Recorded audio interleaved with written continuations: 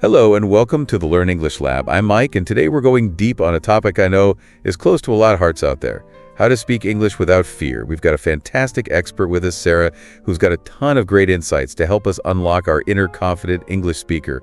Sarah, ready to jump in? Absolutely. This is such a big topic. It's wild how much fear can hold people back from really enjoying and using a language. You put in the time, right? Hours studying grammar, you're working on vocab, maybe even ate some English tests. But then when it comes to actually speaking, right, palms are sweaty, the words just won't come out. Our listeners out there, have you ever felt that way? Well, don't worry, you're not the only one. You know, it's so common to feel nervous or scared when speaking English. Even for people who are pretty fluent, there's actually a name for it: xenoglossophobia, fear of speaking foreign languages. Xenoglossophobia. Wow, that's a new one for me. But it's pretty interesting, right? Just knowing there's a word for it makes it feel more real. Yeah, and recognizing that fear is important. It can come out in all sorts of ways. Fear of messing up, fear of people judging your accent, fear of just freezing up mid-conversation. Yeah, totally.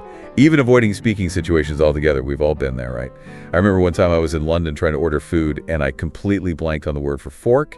I ended up pointing and kind of mumbling about needing a stabby thing for my pasta. That's hilarious. It happens to all of us. It's easy to get caught up in trying to sound perfect, but fluency is about communication. So true. That's such an important takeaway for everyone listening. It's not about sounding exactly like a native speaker.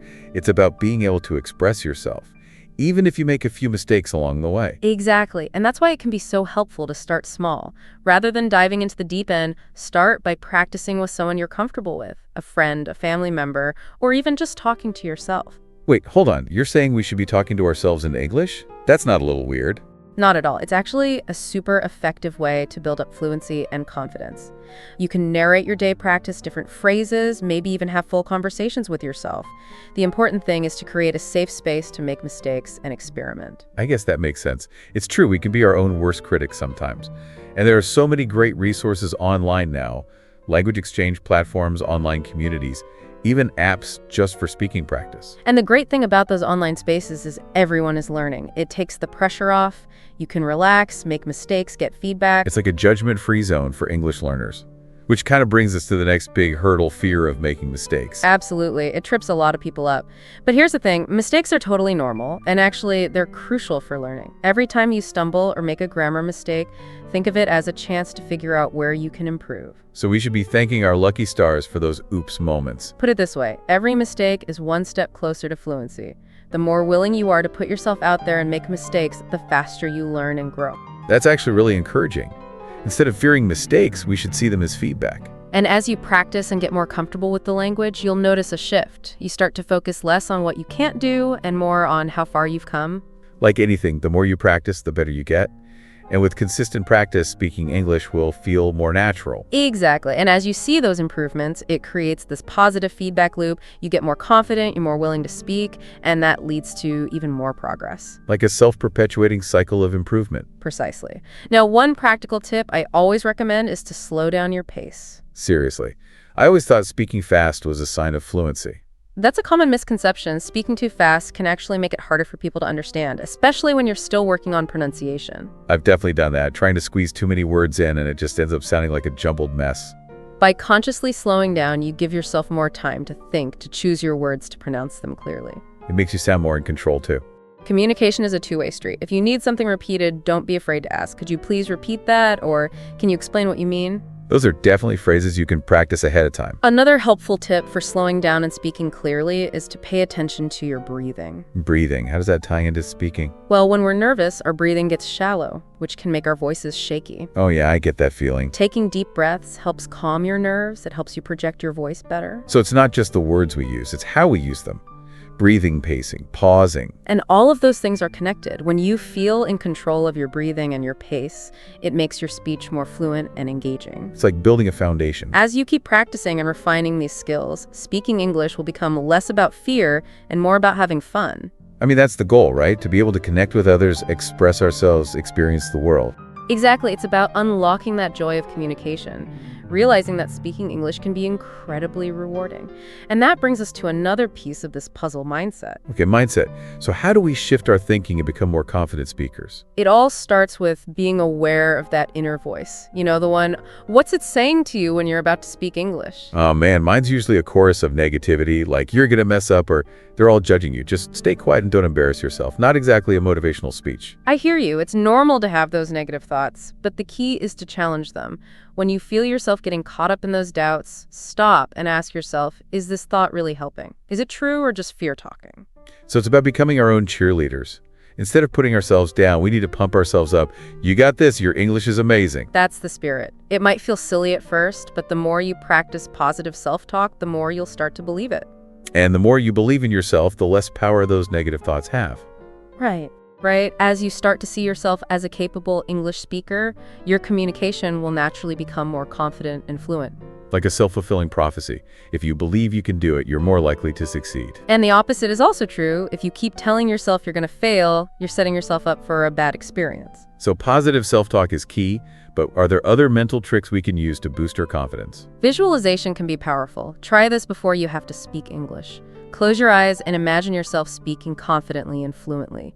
Picture yourself navigating the conversation using the right words, feeling totally comfortable. Like creating a mental movie of success. Exactly. The more to practice this visualization, the more your brain starts to believe it's possible. It's like a mental rehearsal. There's a theme here. Preparation is key. Practicing phrases, slowing down our speech, visualizing success. It all comes back to setting ourselves up to win. I like that. And don't forget to celebrate those wins no matter how small.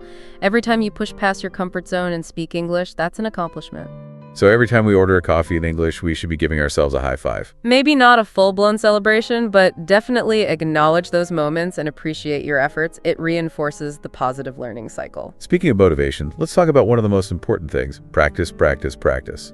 It's great to learn these mindset tips, but if we don't actually use the language, we won't see results. Absolutely. Consistent practice is essential for building fluency and confidence. The good news is there are tons of ways to incorporate speaking into your everyday life. So even if we don't live in an English-speaking country or have regular conversations with native speakers, we can still practice. Definitely, one of my top recommendations is to find a language partner online. There are websites and apps specifically for connecting with people who want to learn your native language while you practice English. Like a language exchange, you both benefit, you both get to practice, and who knows, you might even make a new friend. Exactly. It's a win-win. You're learning, supporting each other, and getting that valuable speaking practice. That's a great idea. What about those of us who are a little shy or intimidated to jump into a language exchange right away? Any ways to practice solo? Of course, something as simple as narrating your day in English can be super helpful. As you're going about your routine, just talk to yourself about what you're doing, what you're seeing, what you're feeling. Wait, so walk around the house talking to myself in English? My family might think I've lost it. Well, maybe keep your voice down if you're worried about being overheard. But seriously, it's a fantastic way to get comfortable with the sounds of English and practice vocabulary and grammar in a natural way. I like that. It's like turning everyday life into an English-speaking opportunity. And the more you do it, the less weird it feels. Like anything else, the key is consistency, right? It's not about cramming in hours of practice. It's about making it a habit. Absolutely. Even just 15 minutes a day can make a huge difference over time. The key is to create that habit and stick to it. And remember, practice doesn't have to be boring. There are so many fun and engaging ways to improve your speaking. For sure. Think about your interests and hobbies. Are there any podcasts, YouTube channels, or online communities related to those topics in English? That's a smart strategy. If you're passionate about something, it makes learning so much more enjoyable. You're not just studying English, you're immersing yourself in a topic you love. Immersion is so valuable. The more you surround yourself with the language, the more natural and effortless it becomes. I've heard watching movies and TV shows in English can help too. But I have to admit, I usually use subtitles. Is that cheating? Not at all. Subtitles can be a great learning tool, especially when you're just starting out. They help you follow along and pick up new vocabulary. Okay, good. I was starting to feel a little guilty about my subtitle habit. But as long as I'm actually listening and trying to understand what's being said, it's still beneficial. Exactly. As you get better, you can challenge yourself by watching for short periods without subtitles, or maybe just using them for the trickier parts. So we've covered a lot today. Acknowledging our fears, building a positive mindset, focusing on fluency over perfection, embracing mistakes, slowing down breathing, effectively practicing consistently. That's a lot to take in. It is a lot, but it's a journey, not a race. Don't try to do everything at once. Just pick one or two things that speak to you and start there. And you don't have to do it alone. There are so many resources and communities out there to help you on your journey to speaking English fluently and confidently. So important. Learning a language has its ups and downs. Some days it feels like you're making amazing progress. Other days you might feel stuck. It's totally normal. Like anything worthwhile, it takes effort and dedication, but the payoff is huge. Absolutely. And remember to celebrate every step forward, no matter how small. Every interaction, every conversation is a valuable learning experience. I love that. Even if we make mistakes or stumble over our words, we're still learning and growing. Exactly. And as you keep practicing and pushing yourself, you'll notice a shift. Speaking English will become less about consciously thinking about the rules and more about naturally expressing yourself. Less about the mechanics and more about the joy of connecting and sharing. Exactly. That's one of the most beautiful things about learning a language. It opens up a whole new world of possibilities. You can connect with people from different cultures, explore new places, even advance your career. So to all our listeners out there, what does this all mean for you? It means that the power to overcome your fear of speaking English is right there in your hands. It's about taking those first steps, however small they might seem. It's about believing in yourself and celebrating every win along the way. It's about changing your mindset from fear and self-doubt to curiosity and confidence.